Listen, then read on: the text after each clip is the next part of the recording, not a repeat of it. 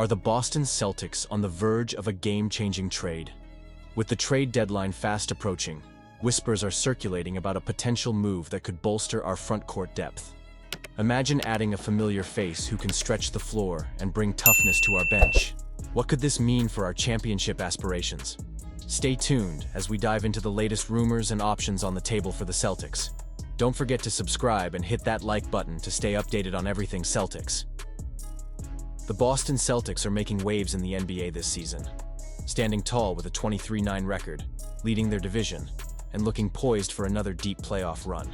After clinching their 18th championship last year, the pressure is on to repeat that glory.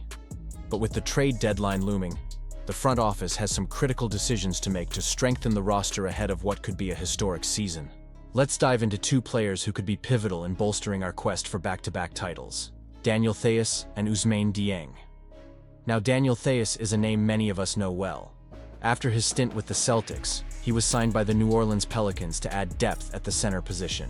However, with the Pelicans struggling and holding a dismal .527 record, it's clear they might be looking to offload some talent. A trade involving a Celtics backup and a future draft pick could help New Orleans in their rebuild and allow us to bring back a familiar face. Theis could be the perfect solution for address our front court depth. His ability to stretch the floor with three-point shooting, coupled with solid interior defense, would fit seamlessly into our system. He already knows the culture and style of play here in Boston, which means he could hit the ground running. I mean, who wouldn't want to see him don the green again and help solidify our bench? Now, shifting gears to Ousmane Dieng. Here's where things get interesting.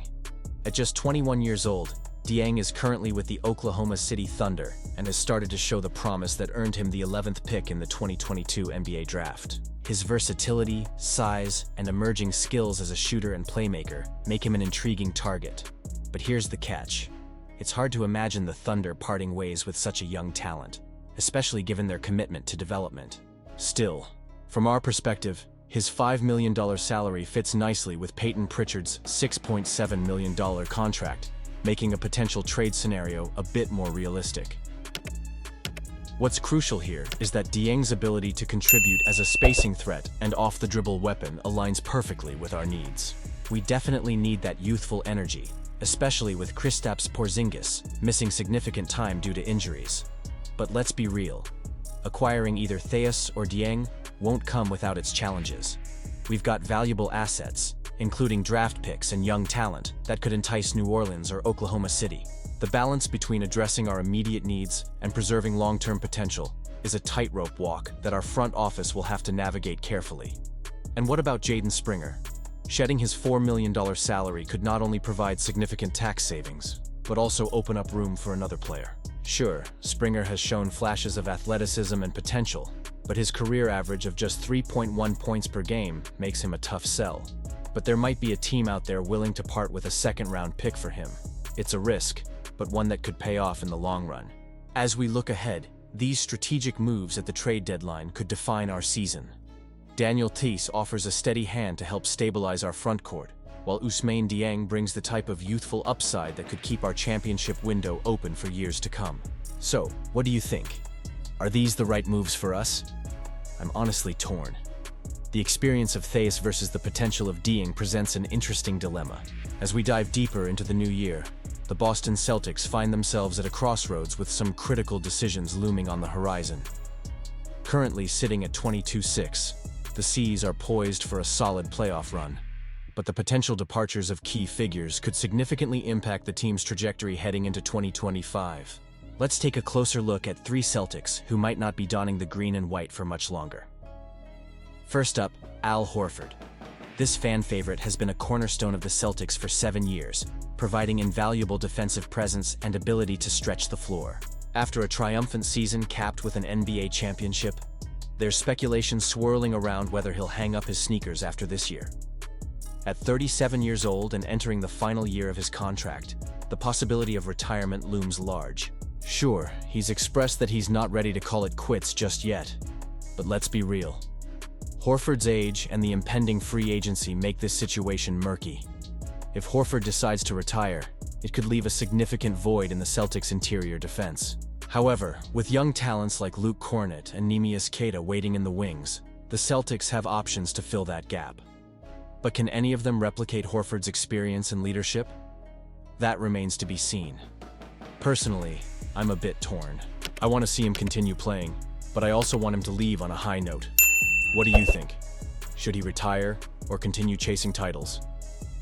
Next, we have Jaden Springer. The 22-year-old wing has shown flashes of potential, but let's face it, he's not finding much room in this loaded Celtics roster. With guys like Sam Hauser and Jordan Walsh ahead of him, it's hard to envision a pathway for Springer to make a significant impact this season. He's been used sparingly, averaging just 4.3 minutes per game. As the trade deadline approaches on February 6th, it's clear that the Celtics might look to move him to bolster their roster in other areas, potentially for a veteran big man. Given that Springer's contract is up in June, the writing might be on the wall. He's a solid defender, but with the Celtics prioritizing perimeter shooting, his struggles from beyond the arc may seal his fate. I honestly believe that trading him could be a smart move, especially if it helps the team in their title pursuit. But what are your thoughts? Are you holding out hope for Springer? Finally, let's talk about Sam Cassell. As an assistant coach with an impressive resume, Cassell has been a crucial part of the Celtics' recent success.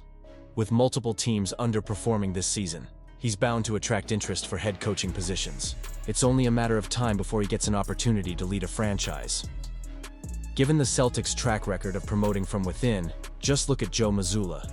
It's possible that Cassell could be the next in line to take the helm if the right situation arises. His ability to translate his playing success into coaching acumen has been evident, and with Boston's formula for success, other teams might be eager to replicate what he's helped build. I can't help but wonder if losing him would set the Celtics back. What do you all think? Is Cassell destined for a head coaching gig this offseason, or should he stay put for another year? As we move forward, these decisions will shape the future of the Celtics. Will Horford retire, leaving a legacy of leadership? Will Springer get traded, or can he find a way to contribute? And will Cassell secure a head coaching role elsewhere? Each of these moves has the potential to alter the course of the team and the dreams of every Celtics fan. So, what's your take? Do you think these decisions are being handled the right way? I genuinely want to hear your thoughts in the comments below. And don't forget to like this video, share it with fellow Celtics fans, and subscribe to the channel for all the latest updates. Hit that notification bell so you won't miss any essential news. Let's keep this conversation going, and as always, go Celtics!